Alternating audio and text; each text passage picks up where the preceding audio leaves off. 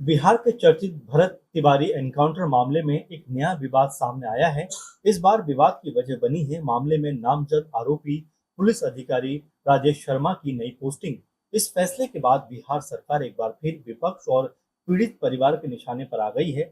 दरअसल भरत तिवारी एनकाउंटर मामले में एफआईआर में नामजद रहे तत्कालीन एसडीपीओ राजेश शर्मा को अब मद्य निषेध एवं राज्य स्वास्थ्य नियंत्रण ब्यूरो में डीएसपी के पद पर नई जिम्मेदारी दी गई है। इस फैसले के बाद भरत तिवारी के परिवार ने कड़ी आपत्ति दर्ज कराई है।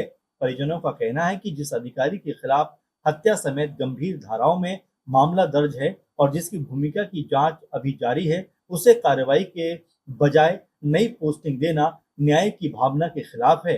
परिवार का सवाल है कि जब जांच पूरी नहीं हुई है, तब ऐसी नियुक्ति से लोगों के बीच क्या संदेश जाएगा। इस मामले पर अब राजनीतिक प्रतिक्रियाओं का दौर भी तेजी के साथ में दिखाई पड़ता है।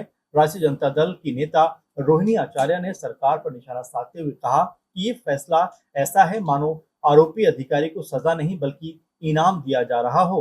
उन्होंने आरोप लगाया कि जवनिया गांव की विस्थापितों की आवाज उठाने वाले भरत तिवारी की कथित फर्जी पुलिस मुठभेड़ में हत्या के मामले में नामजद अधिकारी को नई जिम्मेदारी देना बेहद गंभीर सवाल खड़े करता है। हालांकि इस पूरे मामले का एक कानूनी पक्ष भी है। कानूनी जानकार का कहते हैं कि किसी सरकारी अधिकारी के खिलाफ केवल एफआईआर दर्ज होने भर से उसे दोषी नहीं माना जा सकता। जब तक अदालत या जांच एजेंसी किसी निष्कर्ष पर नहीं पहुंचती, तब तक कानून की नजर में वो निर्दोषी माना जाता है। यही वजह है कि सेवा नियमों के तहत सरकार कुछ परिस्थितियों में अधिकारियों की नई पोस्टिंग कर सकती है, लेकिन विशेषज्ञ ये भी कहते हैं कि ऐसे संवेदनशील मामलों में नैतिकता और जन विश्वास को भी ध्यान में रखा जाना बेहद जरूरी है। गौरतलब है कि भारत तिवारी एनकाउंटर मामले की न्यायिक जांच पहले से जारी है। इस मामले की जांच पटना हाईकोर्ट के सेवानिवृत्त न्यायाधीश की अध्यक्षता में हो रही है।